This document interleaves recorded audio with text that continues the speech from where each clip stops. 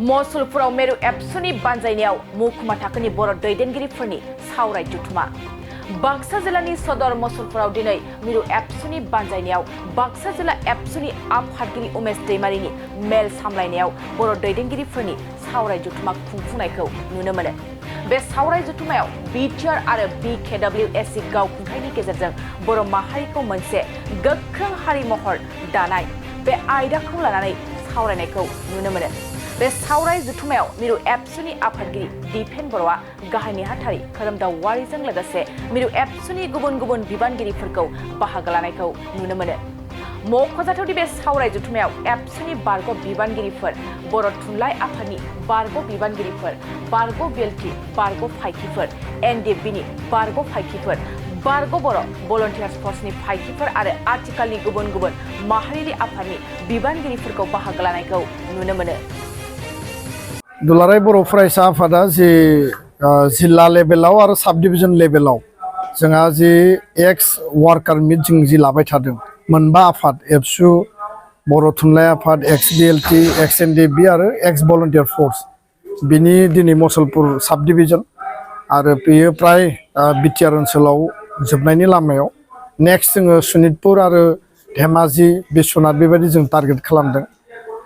बाथ्राया जाहैबाय जे हारि दानायनि बाथ्रा आरो हारि दानायनि थाखाय बड'फानि जि मोन्थोर दंमोन गेरेमसा माहारि मास्टार रेस आरो जोबथा जि जोंनि आल्टिमेट एसपिरेसन बै एसपिरेसनखौ मोननांगौनि थाखाय आथिखालनि समाव जोंनि जातीयताबाद आरो माहारिबादनि सान्थौ सानस्रि आदर्शखौ लानानै जायफोरा हाबा मावबोबाय 30-35 बोसोर माहारिनि थाखाय गावनि समखौ बावसोमबाय सेल्फलेस भलन्टारिलि बिथांमोनजों जोङो माबायदि सावरायनानै उननि जि रड मेप बेखौ जोङो थिक खालामनो हायो, तयार खालामनो हायो आरो बे बिथिङाव बिटिआर एकर्डनि जिफोर दफाफोर दङ आरो बिटिसि एकर्डनि जिफोर दफाफोर दङमोन जिफोर मोनसे अपप्रसार आरो भुवा प्रसार जि मोनसे नेगेटिभ आरो डेस्ट्राक्टिभ जि मोनसे प्रपागान्डा आरो केम्पेन सोलिबाय थादों गुबुन गुबुन लेयाराव बे माने पलिटिकेल जिखिनि एक्टिभिस्टनि गेजेरजोंनो जा बा सोरबा सकल इन्टेलेक्सुयेलफ्रानो जा बिनि सायाव जि मोनसे आक्रमण खालामनाय नेगेटिभ मोनसे जि मोनसे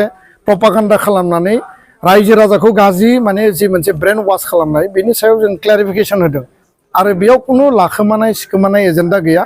बाथ्राया जाबाय स्पष्ट 6 शिड्युलआ भारत संबिधाननि मोनसे माने बेबस्था आरो नर्थ इस्टखौ लानानै 6 शिड्युलनि प्रभिजन दङ, सेन्ट्रेल इन्डियाखौ लानानै 5th शिड्युलनि ट्राइबेलनि एडमिनिस्ट्रेशननि प्रभिजन दङ आरो 6 शिड्युलनि आधाराव बिथायावनो माने बिटिसिखौ क्रिएट खालामनाय जादोंमोन। 6 शिड्युलनि आधारावनो बिटिआर एकर्डखौ खालामनाय जादों। बिटिसि एकर्डनि जिखिनि बेबस्था जि फान्डामेन्टेल जि मोनसे एरेन्जमेन्ट जि मोनसे स्ट्राक्चार बे गावनि जायगायाव इनटेक्ट दङ आरो बिटिआर एकर्डनि जि मोनसे बेबस्था एरेन्जमेन्ट आरो बेयाव जिखिनि प्रभिजन जिखिनि दफा दङ बै जे बिटिसि एकर्डनि 40 + 6 46 सिट बेखौ 54 + 6 60 सिट बारायनाय जागोन।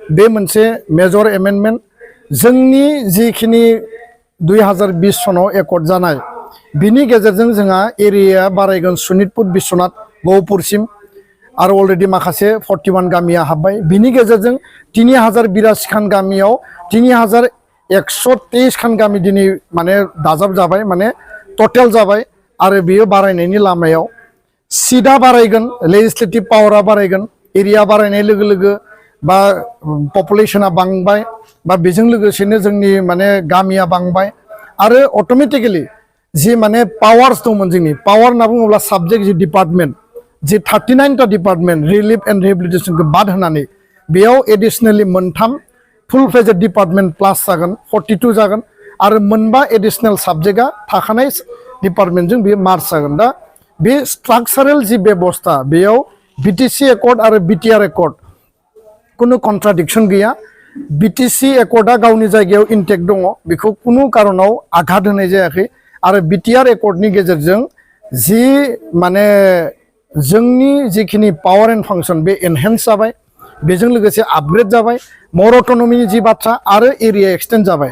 दा बेखायनो आर्टिकल 280 बे एमेन्डमेन्ट जानाय लोगो लोगो फाइनेन्स कमिसनाबो काउन्सिल लेभेलाव फैनायनि थाखाय बेयाव बेबस्था दङ। दा बेखायनो बे खोथाफोरखौ जों रायलायदों आरो आथिखालाव गोबां राजनैतिक कुचकावाज सोलिबाय थादों।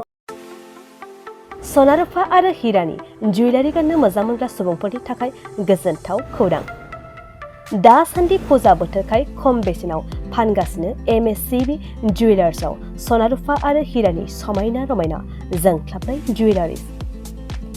MSCB जुवेलार्सआव मोननो हागोन राजकोट जुवेलारि, कास्टिं जुवेलारि, कलकाता जुवेलारि, मेसिनजों बानायनाय जुवेलारि आरो आखाइजों बानायनाय जुवेलारि।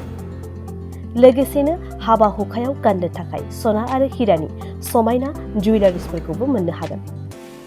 MSCB जुवेलार्सआनो दं क'क्राझार सहरजों नांजाबनाय क'क्राझार रेल गेटनि साखाथि वार्ड नं 5 बिवेकानन्द पथआव। MSCB जुवेलार्सजों थोंजोङै जगाजग खालामनोबो हागोन 9954273079 जानबुं अनजिमायाव।